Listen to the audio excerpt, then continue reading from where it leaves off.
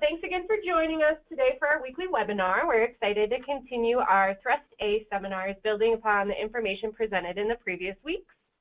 This week we're going to be looking at the role of vegetation in urban water sustainability. We have just 2 more webinars left in the Thrust A series, which is focused on enhancing our fundamental understanding and characterization of the sustainability of urban water systems. The schedule for our next series, Thrust B, will be available soon, but we will be continuing to meet most Thursday afternoons at 4 p.m. Eastern, 2 p.m. Mountain. Our webinar schedule is also available on the UWIN website under the Education tab. And as always, I post the recordings of these webinars on our YouTube channel, and I send out a link to the video once it's available, so you can anticipate that to continue as we progress through our different thrusts. Be sure to join us next week, or actually in 2 weeks. We don't have a webinar next week, on June 15th for a presentation from Dr. David Handula as he discusses implications for thermal comfort vis-a-vis urban water infrastructure. All right, and with that, I'm excited to introduce Dr. Darrel Jenerette, Associate Professor at the University of California, Riverside, where he teaches several courses in landscape ecology and applied ecological modeling. Darrel is also in charge of the Jenerette Laboratory, where their research focuses on the coupling between biodiversity, energy fluxes, and biogeochemical cycling embedded within ecological landscapes.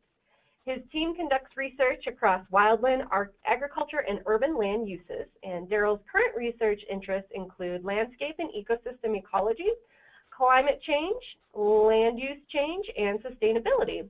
And so with that, I'm going to turn the controls over to Darrel, so bear with us just a moment while we get this changed around. Okay, thanks a lot for having the opportunity to speak today for the UWIN seminar series. I'm going to give you an overview of the vegetation component of the research and some of the things that we've been doing in my group, and then as part of collaborations through UWIN as well. So starting out with the role of vegetation, as this picture shows from Los Angeles, vegetation is a major component of urbanization here in Los Angeles and throughout the world. It's hard to imagine a city without having vegetation with it.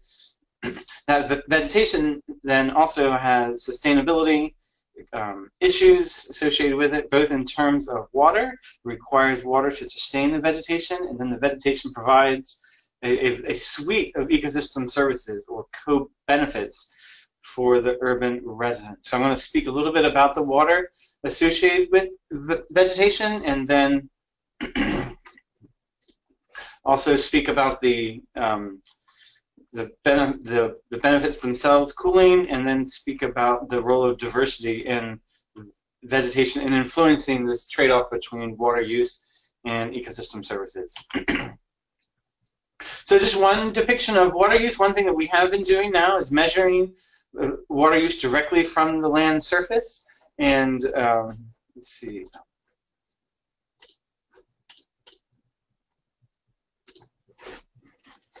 This is the system that we've been using. We've been developing an eddy covariance tower-based approach that is, we mount this ERGA, an infrared gas analyzer, and a 3D sonic anemometer on a tower that's then moved around the landscape on a trailer. We can measure the evaporative fraction, or how much water, given the total energy coming in to the landscape, is being lost. And then we can develop, as shown on the side over here, on the right, a relationship between satellite-derived greenness and this evaporative fraction measure itself. We then take this relationship here between measured evaporation fraction and NDVI, a satellite-based measure of greenness, and then develop maps of evapotranspiration. And this is work we've done for August 2015 in Riverside, California. We have the whole urban area shown, as well as then blown-ups of a couple regions here. And with the satellite data, we can get down to about a 30-meter resolution in terms of measuring evapotranspiration. We can then, one of the things we did in this project was to evaluate then the amount of evapotranspiration associated with population density and income within a census block of the Riverside area. And we were able to do this also for 2014 and 2015 to compare 2 years. 2014 was before a drought enactment, and 2015 was after a drought enactment. We can see the decrease in evapotranspiration associated with this drought enactment by the state. So we can measure evapotranspiration using a top-down approach, and then we can apply this approach to describe variation within a year spatially and between years in response to urban water management decisions. So this is a summary of that, is that now we can fuse together these ground-based measurements and satellite data. It provides an independent approach for measuring outdoor water, and such independent approaches have been lacking in current budgets. And then within this measurement, the largest uncertain is net radiation. So any help with thinking about how we can improve our estimate of net radiation as an input into our evaporative fraction would be something that would be great for discussion. This approach can be extended to other regions, assuming that we can sample in those regions, so looking for collaborative opportunities with that. But I think there's a lot of interest in providing this top-down empirical estimate of outdoor water use that would be in contrast to data from water provider services that are looking at the total amount coming in to the house. So it provides a new way of looking at water outputs. Okay, so with that, water, trees are important. Water is a big part of them.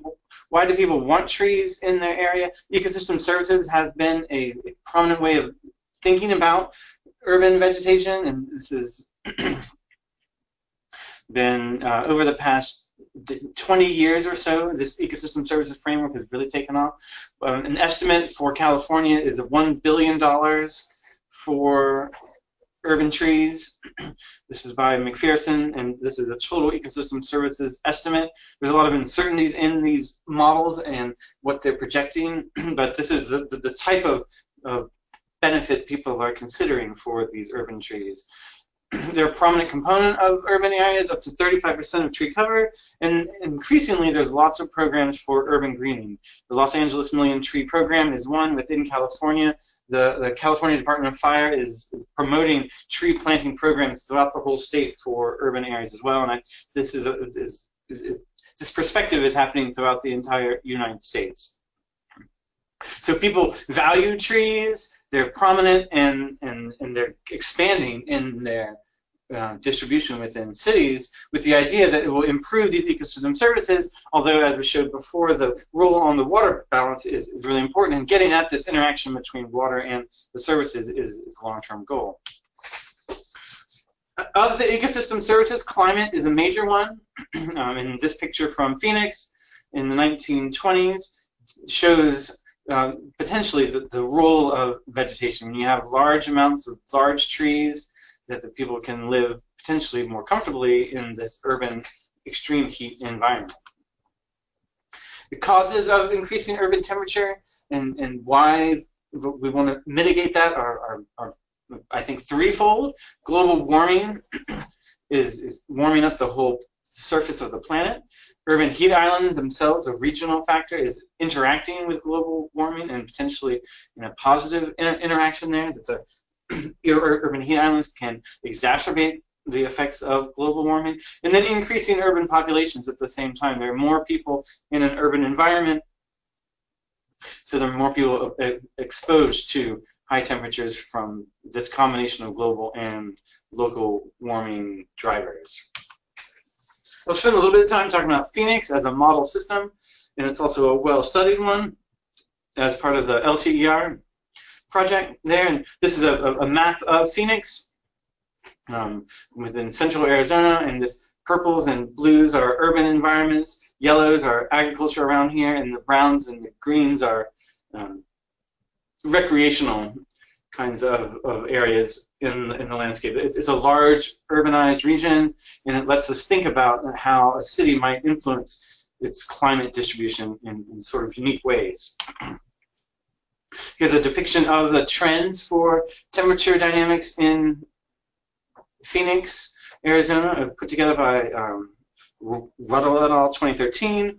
And what this is showing, the red line is the misery days, where those above 43 degrees Celsius, and that is increasing to more than a month out of the year by 2010, and that number has continued to increase. In contrast, the blue line is the frost days.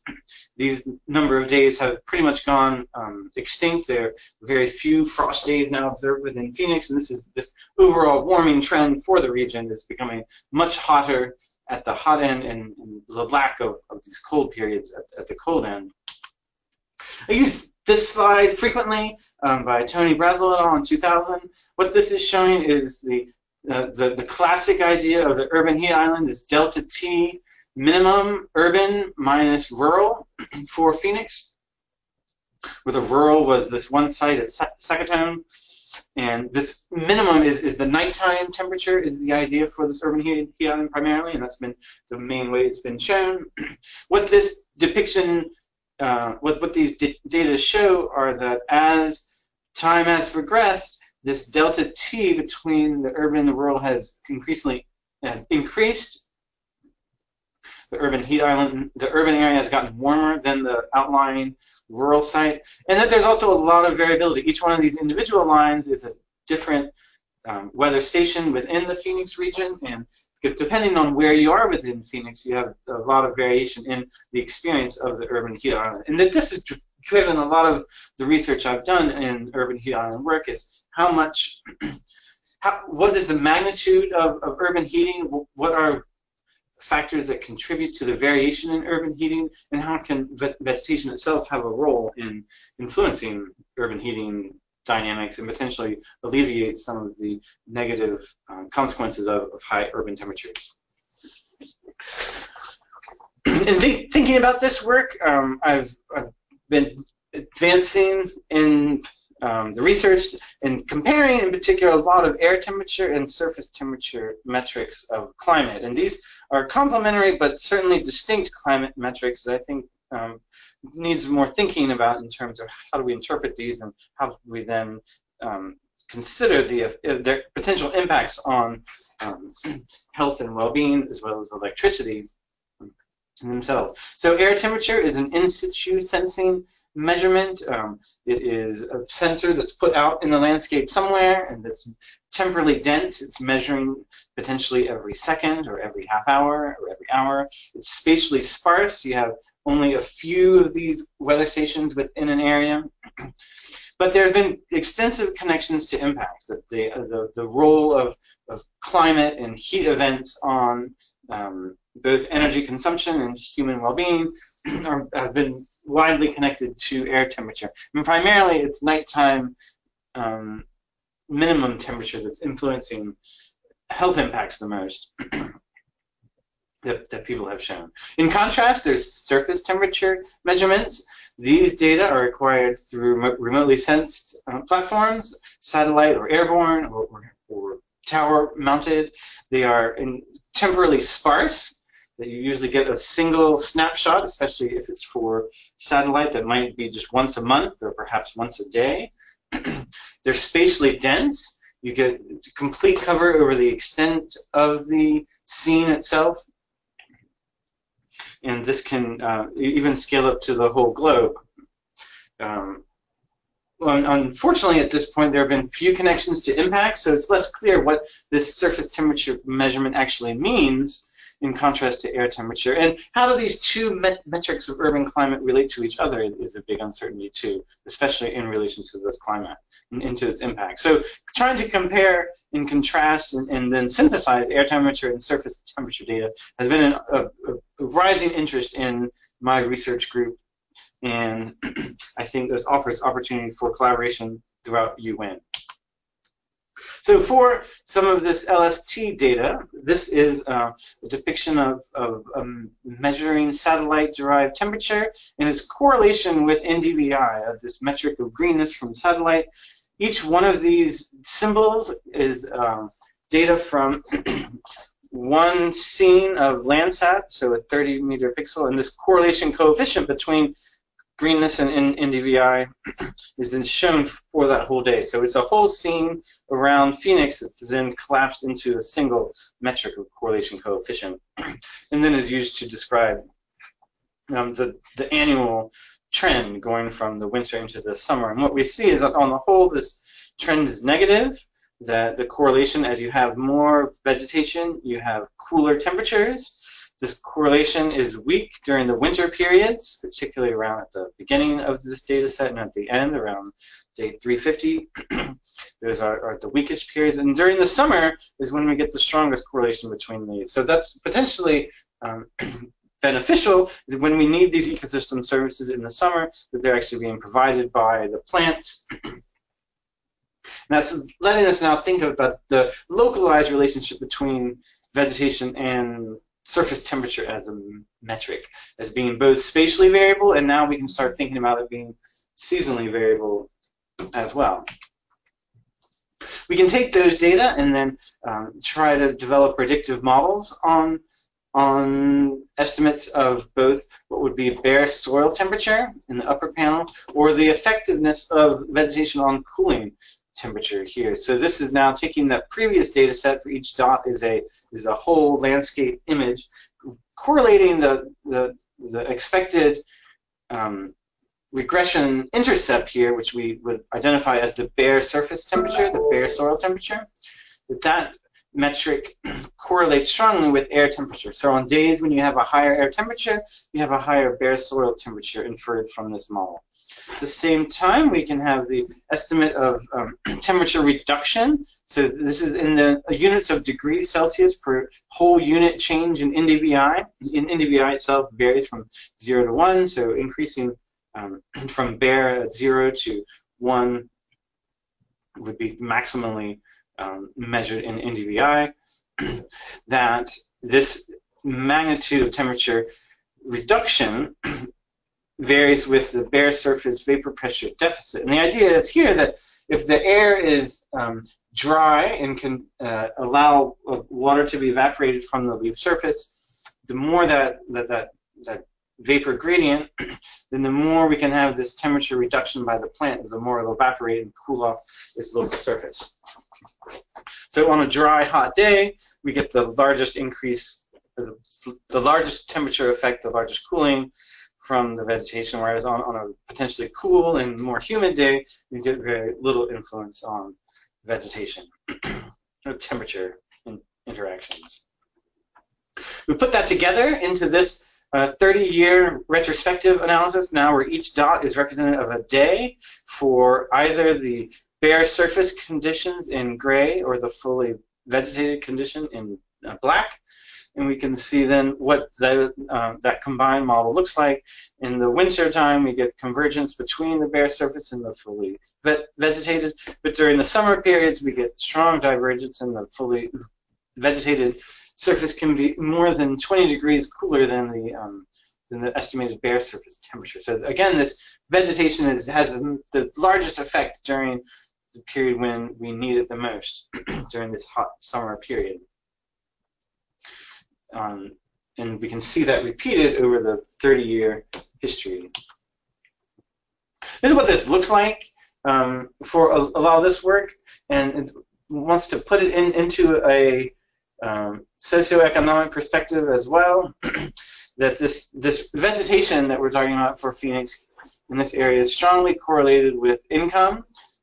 This highly vegetated, high-income area here, and its potential influence on microclimate is potentially large. In the low-income parcel here that has very little vegetation and much less water use, and its cooling capacity is much less as well too. So this social context is really important for understanding how and why vegetation influences the local climate, and then trying to get at the impacts of climate onto health as well as energy usage.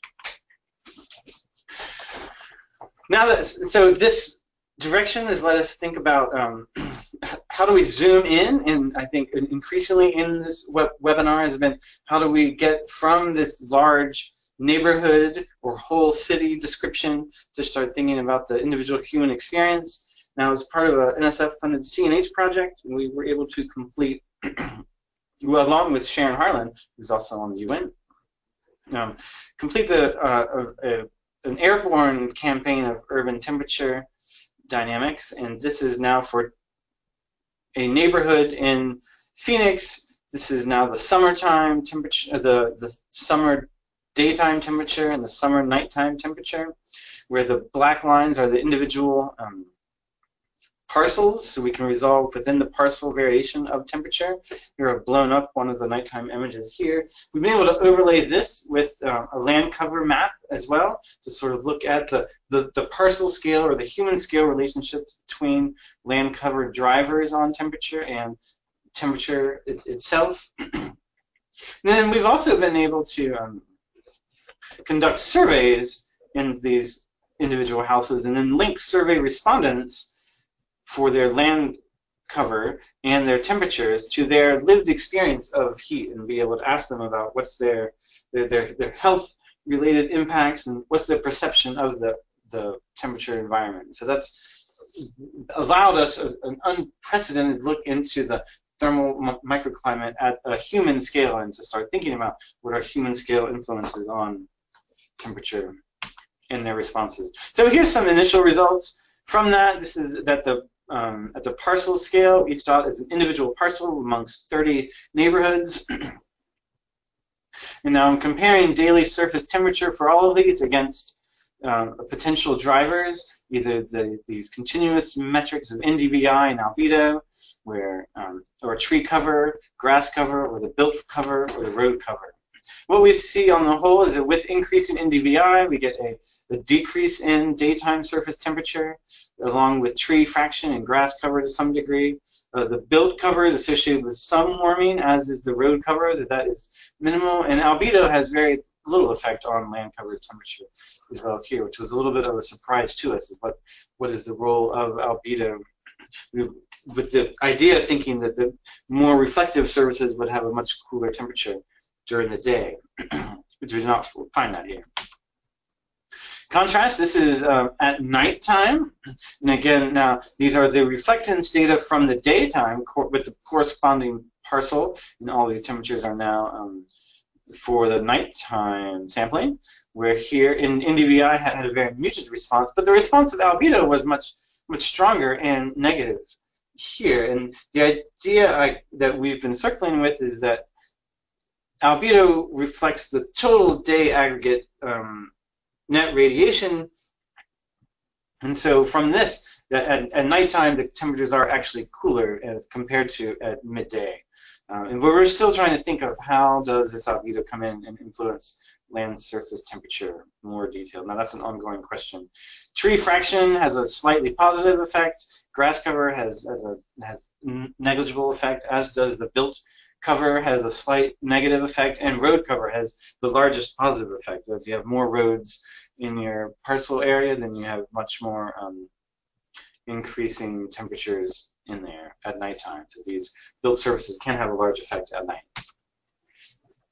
In combining the parcel thermal data with the survey data, we were able to look at what is the influence of temperature on human health. And so we did this at the individual household level, and within that we found the houses reporting higher temperature, reporting more heat illnesses are associated with higher temperature parcels. And then when we aggregate this up to the neighborhood level as well, we saw that the mean neighborhood temperature was positively correlated with the percentage of households reporting heat illness. What's the thing? So that's, I think, is really exciting. And now we have a link between a potential driver of heat illness, mean neighborhood temperature or parcel level temperature, with that outcome, a heat illness.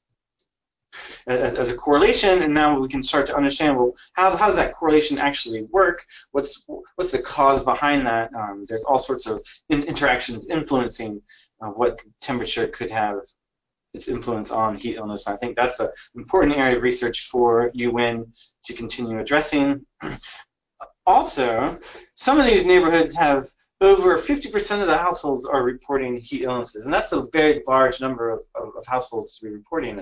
I think in Phoenix, the amount of heat mortality is relatively small, but I think this number that some of these neighborhoods are over half of the residents are influenced by temperature is potentially showcasing the importance of temperature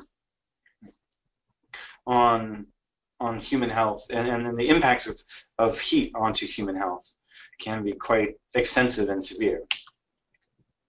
So then we've also done some of this work in Los Angeles greater area as well, and in contrast to Phoenix, Los Angeles has a really prominent coastal to inland climate gradient, and this is where we extracted the urbanized areas of greater Los Angeles. This is a region of 18 million people stretching from Santa Monica out to Palm Springs. And what I'm showing here is the greenness patterns within the this region. And in contrast to Phoenix, I think Los Angeles offers a nice model system as a strong gradient, whereas I think of Phoenix more as an isolated urban place within a consistent climatological ocean, if you will, an island kind of system. So I think these two offer a nice pair between something with a strong gradient and something without. One of the major finding that's come out of this has been, again, that as one goes farther away from the coast with each of these bends, this NDVI effect, this is again that same relationship between NDVI and land surface temperature, becomes much stronger as we proceed away from this coast. So this is continue to give us evidence that when we need, or where we need vegetation the most, then we get the most influence from it, and it serves as a potential negative feedback for climate. And I think this data from Phoenix, as well as the data from Los Angeles, are really supporting this notion of vegetation as a potential negative climate feedback within the urban environment. So that's been the whole bunch of work on land surface temperature from satellite. And now, is moving from that, we want to explicitly make the linkages between surface temperature and air temperature. Air temperature is a much more widely used metric of climate, and how can we evaluate this interaction between air temperature and surface temperature, and how is it influenced by land cover distributions. So as part of this, Sherry Shiflett, a postdoc working with me for a couple of years, and a couple other people as well, built this network of sensor design, where at each one of these individual points we place an I-button air temperature sensor, and then measured the temperature during the summer periods over 3 months to see what would be the temporal and spatial variation. So the dot color here corresponds to the air temperature, the mean air temperature, and the background here is related to NDVI, this vegetation metric. We did this repeated in Los Angeles, Riverside, and Palm Springs at the same time. So we were able to look at sort of a mini network of networks. We had 3 sites, 3 cities across this region that we could evaluate. And this is serving as a model for a larger UWIN collaboration that I'll get to in a minute. This was the major findings from placing all of these sensors out in the environment. So now we have the mean temperature in these top 3 panels and the standard deviation of the temperature in these bottom 3 panels. On the x-axis, on the y-axis, we have the time of day, and on the x-axis, we have the day of year. And then within here, the data, the temperature itself is plotted as a heat map. And then you can see for Los Angeles, the nighttime compared with the daytime, and then you can see individual heat waves coming through in this last heat wave at the sort of end of our sampling period that was terminated by a storm that abruptly changed the temperature distributions within the region. You can see it's much warmer in the Riverside site, and then again much hotter in the Palm Springs site. Also see the, this kind of pattern repeating in the variability of temperature spatially. We see it sort of calming down at night, and then at both the early morning and late afternoon periods, we see upticks in standard deviation that are corresponding with the rapid warming and cooling of the Earth's surface here. So this is the first look at what the temperature sensors are telling us here. These are then more of what we were trying to look at. And again, this is what we're plotting is the slope between between LST and air temperature now directly in this upper row, and greenness as NDVI versus air temperature in this lower row. And then each of these columns is for Los Angeles, Riverside, and Palm Springs. We focus on this first one here that's looking at LST versus air temperature in Los Angeles. This is plotting the the slope of that relationship. So if it was a one-to-one correspondence between LST and air temperature, that slope should be 1. What we see is the slope is much less than 1. The gray dot, each dot is a day for the time of day here for the 24-hour period. So we can look at the temporal variation at 2 scales, both within the day and then among days here as well. The light gray bar dots are those where we did not identify a significant relationship. So in this story here for Los Angeles, there's a positive correlation primarily at night between land surface temperature and air temperature. During the day, that correlation starts to fall apart and then comes back again at night. For greenness and air temperature, we see, as expected, the opposite trend. We see a negative relationship between NDVI and air temperature, such that greener areas are cooler. This is happening at night primarily. During the day, this relationship again becomes muted, and then returns at night. So during the day, there's less connection between air temperature and both land surface temperature and NDVI. We see these kinds of trends change as we go across the climate gradient. We get into Riverside. We still see more of this positive influence and less of this undetermined kind of variation during the midday, but still strong at night. And again, this relationship between greenness and air temperature at night primarily, not so much during the day. Whereas in Palm Springs, it becomes much more muted, and then we see very weak relationships overall between land surface temperature and air temperature. But again, and then for vegetation and temperature, we see sort of consistent but highly variable relationships between air temperature and greenness. So this shows us the potential for the linkage between LST, air temperature, and greenness, and then how that linkage itself may vary dramatically across a climate gradient, going from coastal Los Angeles to Palm Springs. Okay, so now what we are planning to do is expand on this and develop a UWIN network of networks. We'll place a similar amount of air temperature sensors and relative humidity sensors into a selection of UWIN cities, and then be able to ask these similar questions across the whole United States. So the way we're doing this is the idea is a research backbone that will develop and deploy in a coherent fashion across 8 cities. We plan for Baltimore, Phoenix, Portland, and Los Angeles in 2017, and Miami, Denver, and potentially New York, and it's unclear what the 4th one will be right now in 2018, related to evaluate this linkage between air temperature, greenness, and land surface temperature.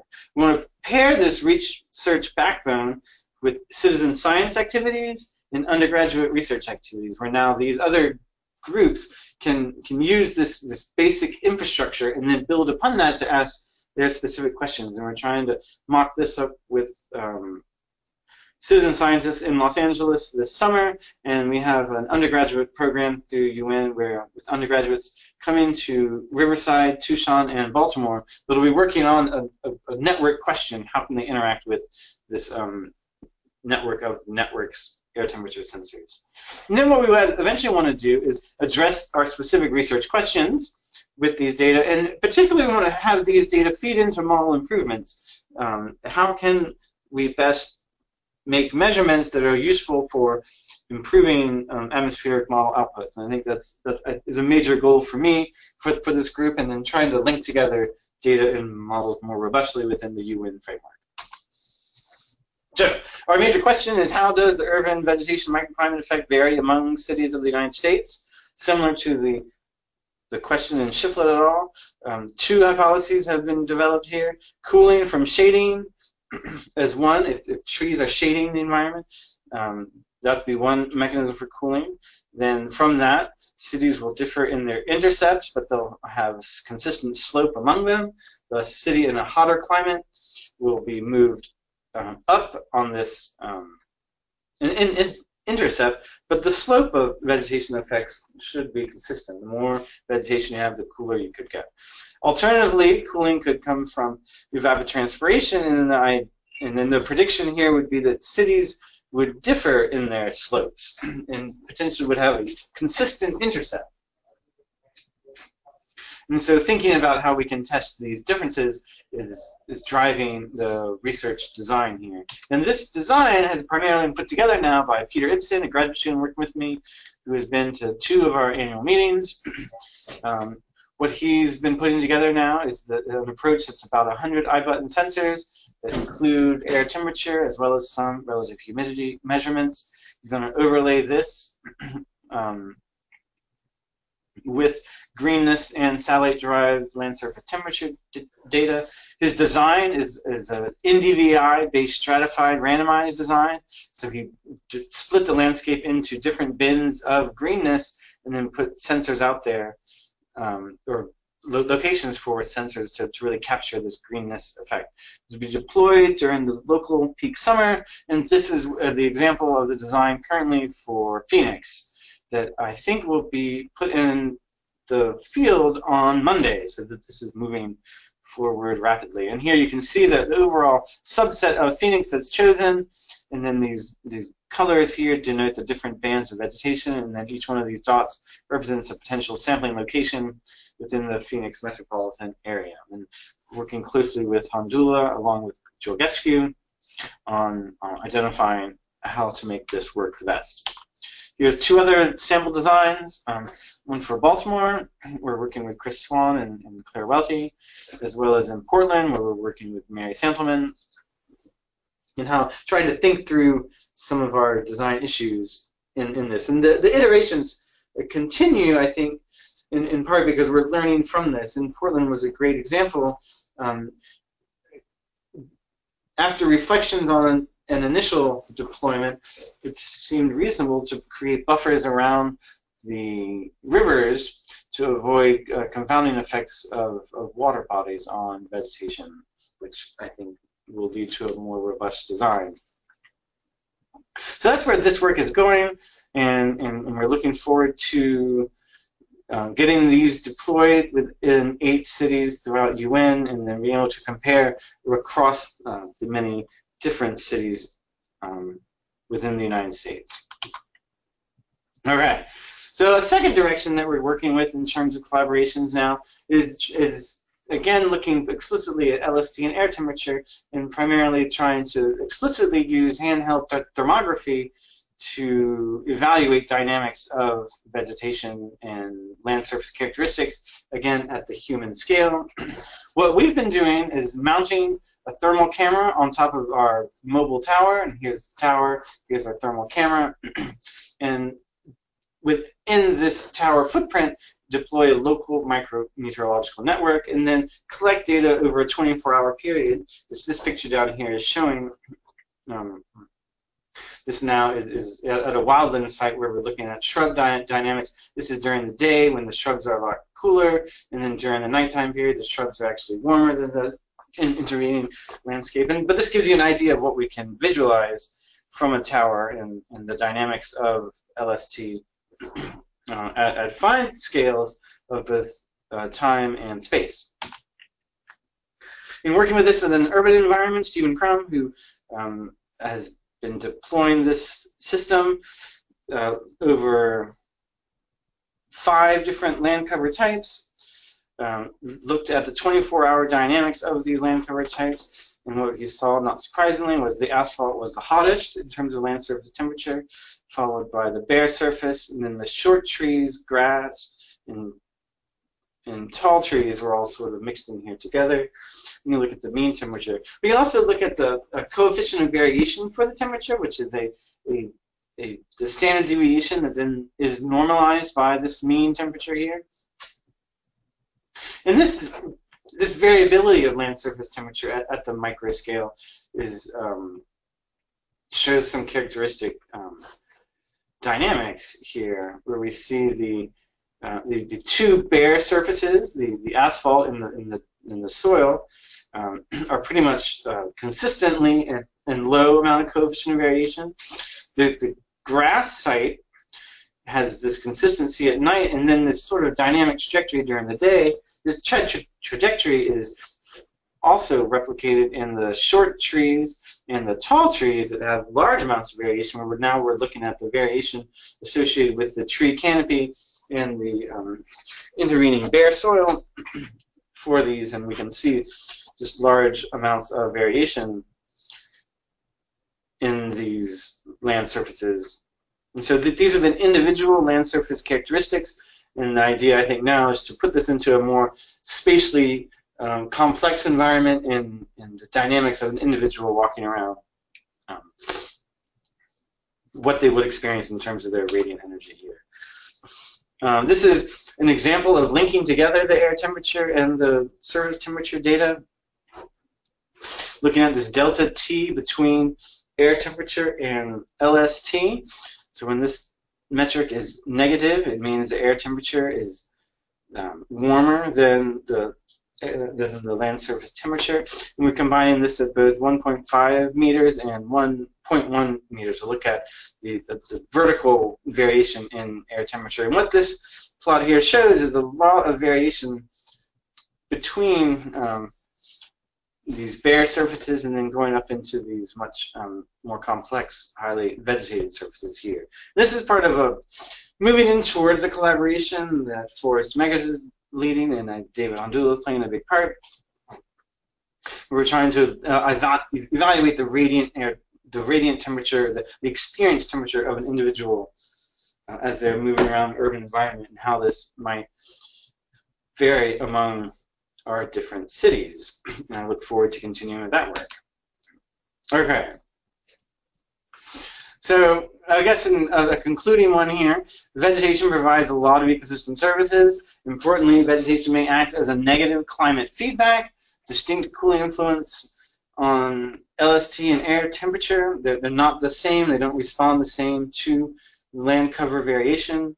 And identifying how these two interact and their complementary impacts onto human health and energy usage is an important research direction. Equity in the distribution of services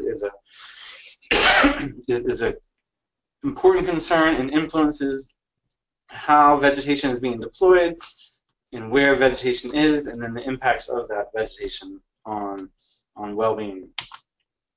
Okay, so as a final bit, I want to talk a little bit about biodiversity, moving towards this simplistic view of plant vegetation as this consistent thing.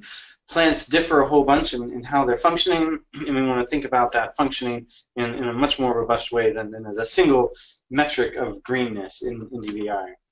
And I think this plot still for me speaks to the large variation among trees, where each dot is an individual tree species. And then what is shown here is the relationship between transpiration and basal area increment, or the rate of growth of these species. And there's really no relationship between these two variables. You can have a lot of growth for relatively low water use, or you can have a lot of water use for relatively low growth, and it varies dramatically amongst them. And this speaks to different species having different effects in trying to understand the role of ecosystem services and water use. Understanding what species are there and what are their characteristics becomes increasingly important. As we go forward, cities have extensive vegetation, and it's often diverse. There are many different physiological traits with that, and we need to think about the trade-offs in those traits and in the services that they may supply. This is important, I think, in the era of rapid climate change and rapid urbanization, that we need to be able to reduce water use and sustain water availability for 2.5 billion more urban residents projected by 2030 or 2050. Within Los Angeles, one of the things we've done is try to do an exhaustive sample of trees. We sampled at over 358 locations, and the dots here are showing the amount of tree cover that we identified within our individual plots. We were asking, what's the magnitude of urban tree biodiversity? What influences the variation in urban tree biodiversity for Los Angeles as one candidate location? What this is showing here, I have these are rarefaction plots, which make sense to ecologists. What it's doing is just randomly reorganizing the data to look at the number of species by sampling intensity, or the number of plot. What we came up with is that we found over 140 different species. It's a large amount of tree biodiversity in Los Angeles in comparison to the expected 20 or so tree species that are located here natively. So it's almost a 7-fold increase in species that we have observed. What we found was that vegetation is related, or the diversity of trees is related to the interaction between age and income. We find the most biodiversity in high income and old parcels. We find the least biodiversity in low income and most recent development parcels. So there's this two components of the social fabric that are influencing residential tree biodiversity. Of this biodiversity, I think what's been astounding to me is the global origin of tree species that are not found in Los Angeles. These are the trees that are found from Southern California that are in the forest, but they come from every continent, as you can see here, and they come from a huge range of biomes. It's really broadly representative of global distribution of plants, and this is allowing us to think differently about the role of urban vegetation and what it might mean for a forest community in an ecological concept. Why are there so many different tree species? Potentially the desire for different traits could be one, and here's from a survey that examined tree traits that an individual might enjoy. And while there are consistently ones, tree size is important, fruit is important, there's a large range in what people want. So people vary in their desires, and that variation itself could contribute to diversity of tree species. Another major component of tree biodiversity is going to be the nursery industry. And in a survey of nursery catalogs over the past from 1900 to 2011, what's seen is that there's been an increase in biodiversity offered by nurseries. That the nurseries are increasingly offering more species and more genera. So both desires and then the supply of species are influencing the distribution of tree biodiversity that we're seeing here. I think for me, this puts us into a framework where it's this interaction between a biophysical domain where climate, tree traits, and genetics, these are interacting with the social domain of individuals, the horticultural industry, and institutions. And these come back and forth to influence the vegetation that's available, the vegetation that's desired, and then what trees can do. And this picture, I was found in my neighborhood as I was walking around, and it really depicts, for me at least, what is succession in an urban environment. This tree is just being moved immediately, and it reflects this interaction between tree traits and individual desires and institutions that allow for this wholesale movement of mature trees around. This homeowner is going to get several $1,000s for this full palm tree that's being moved out of their yard, as would be typical for these trees. Okay, so now we've taken this Los Angeles survey and we've put it into a national context, where we combined the Los Angeles survey with surveys from all over the United States. And here are these rarefaction curves again. We can see variation amongst the different cities, where the species of trees observed or the number of individuals observed, correlating with the minimum temperature of that urban area. So in places that are cold, generally we see fewer species, and in places that are warm, such as Los Angeles here, we see some of the most species. We're trying to look at what is the Los Angeles context, and then getting towards a macro systems view of urban plant biodiversity. In this approach, there have been two main hypotheses. One is a biomatching, the other is an urban homogenization. The idea from biomatching is that the species richness and the distribution of species should match the local biome. Trees from a northeastern forest region should more reflect northeastern forest, whereas trees in Phoenix region should more reflect the desert environment out there.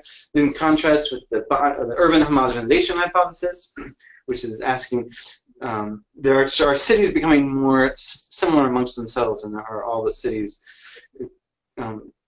becoming homogenized in their tree distribution? This is a picture by Groffman et al. That's used many times.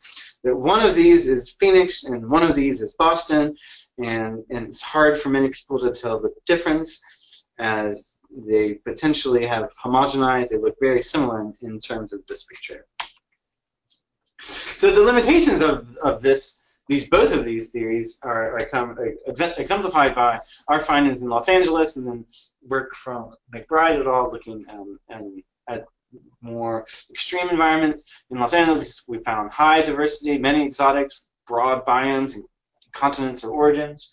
Whereas in Murmansk, Russia, a Western European city at a very high latitude, we saw low diversity of trees, limited number of exotics, and the trees are restricted in their biomes to this really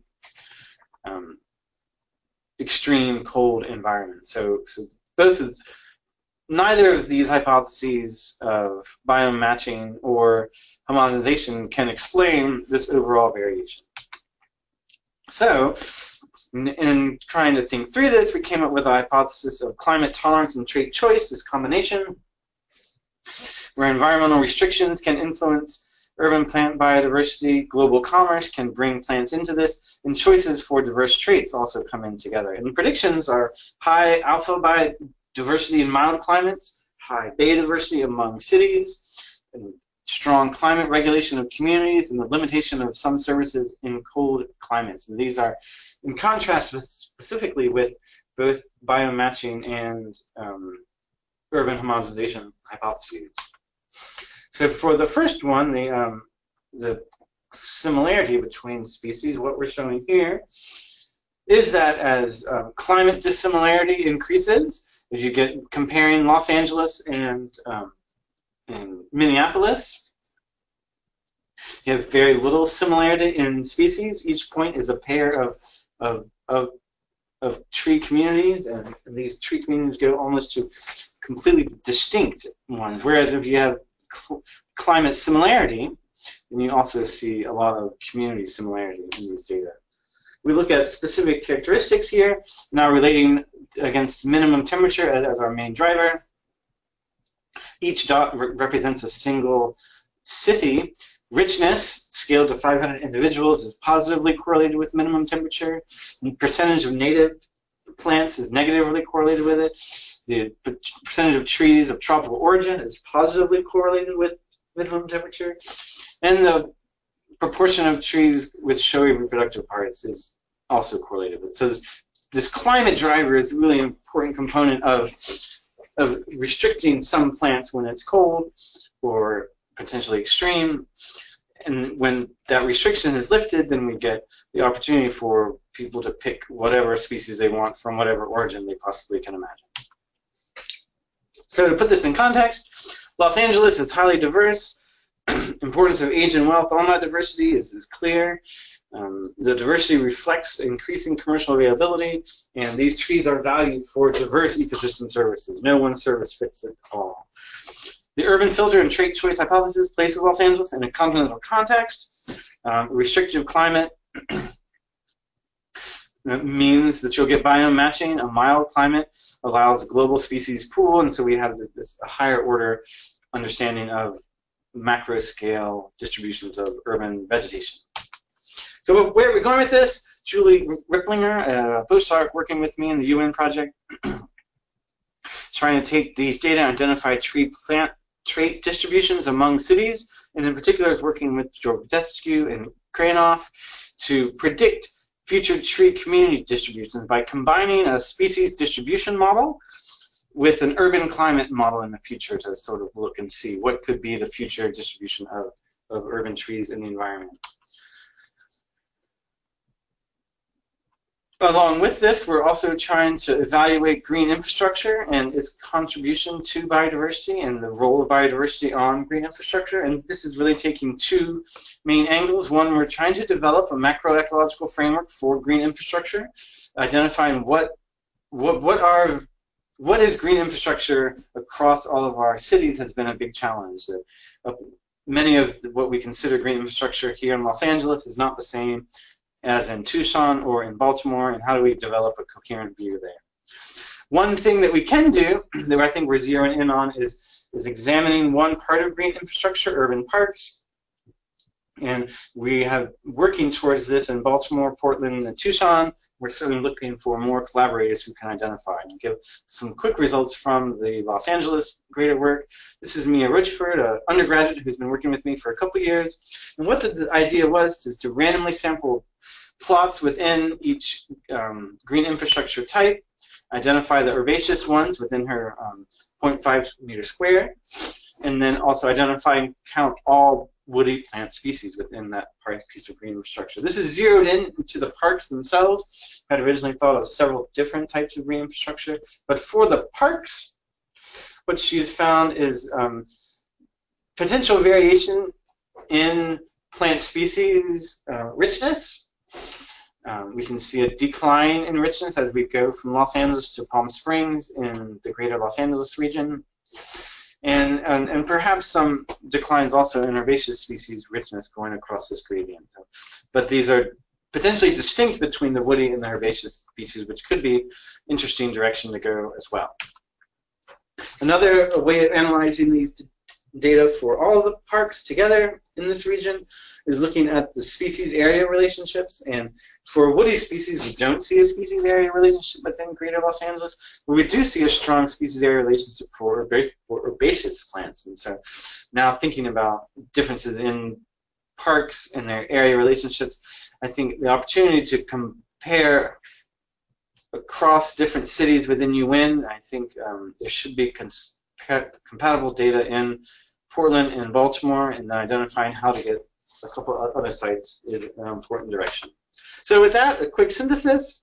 What we're looking to do is identifying the role of vegetation on outdoor water use and on ecosystem services, get this together into a metric of the water use efficiency of an ecosystem service. How can we reduce this term, water use in the outdoor, and maximize its ecosystem services? A big part of that is through biodiversity analyses, and we can select the species and their characteristics that can manage this trade-off here. Can they reduce their amount of water and increase their ecosystem services?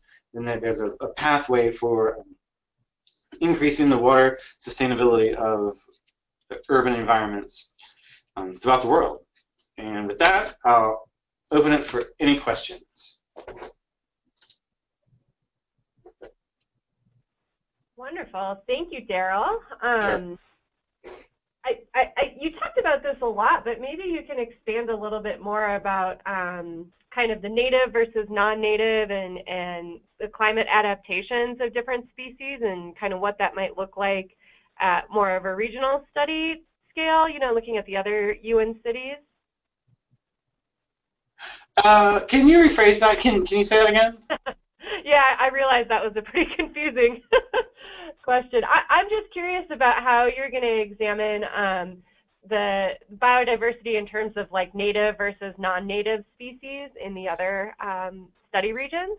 Oh, I think we'll definitely identify if the species is native, and we'll rely on local knowledge to inform us if the species is locally native. I think that that comes in for a lot of people's values, that they really value having native plant communities, and that can influence what they choose. And I think that's a really interesting one to compare with the ecosystem services-based framework, is that some of the native species might not be best at managing this service water use trade-off, but still might be desired. I can think of many of the tree species in the greater Los Angeles area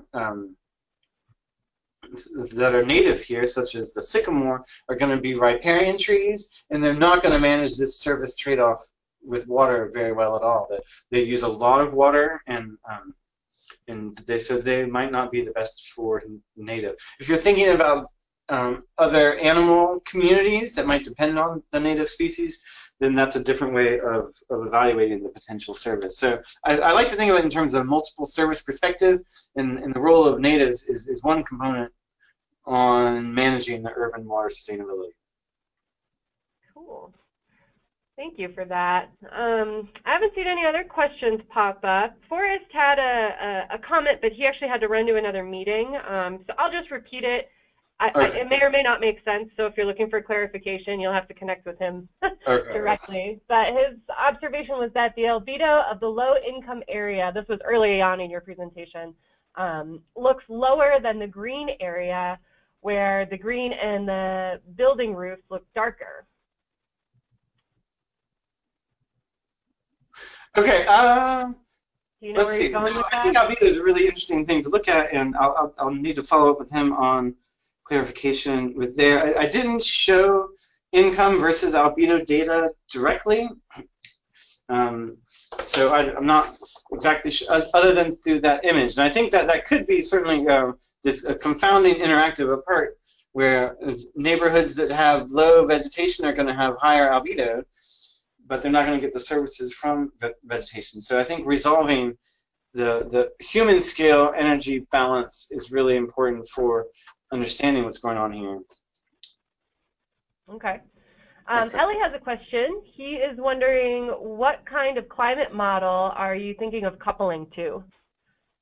Well, so that's perfect. Hopefully yours. I'm not going to be the climate modeler on this team, and I'd really like to collaborate with that. Wonderful. I don't have any skin in the game. Hopefully we can talk through some of that at the annual meeting in July. There's a comment from Mary Santelman, who's part of the biodiversity team. She said, the USDA plants database provides information about whether species are native or not native, and the role of native versus non-natives is something that's actually controversial, especially in environments like urban centers. So it's a point well taken, Mary. Thanks for that comment. Definitely. Another question, we got a couple rolling in here, Darrel. Michael Neal is wondering if you have identified species of trees that are optimal in cooling effect as well as water use. So that's an area of research that we're really trying to get into, and trying to, like, how do you pick these specific trees that have these great characteristics? How can we pick an idea that we've been thinking around the greater Los Angeles area is climate-ready trees. What trees are going to survive in a future warmer climate here as well too. So we don't quite have the specific trees identified yet of what's going to be what we would recommend. I think we're leaning more towards recommendations based on plant traits and characteristics, but I imagine at some point we'll have a list of trees, but we don't have that yet. Great. And I'll just point this out since there is a bunch of folks from the Thrust Day group on here. There is another Thrust Day conference call scheduled before the annual meeting. It's scheduled for June 29th. I'll send out a reminder as the date approaches, but I think that'll be a good platform to kind of coordinate some of these continuing efforts. Oh, yeah. Cool. Well, I think that's all the questions for now. So like I said, I'll post this on YouTube and send out the link to everybody. And you all can reconnect at the end of the month. And we're looking forward to seeing everybody at the end of July and beginning of August for our annual meeting. Thanks for your time, Darrell, and thanks everyone for joining in. Thank you all. Have a great day, guys. Yep. Bye.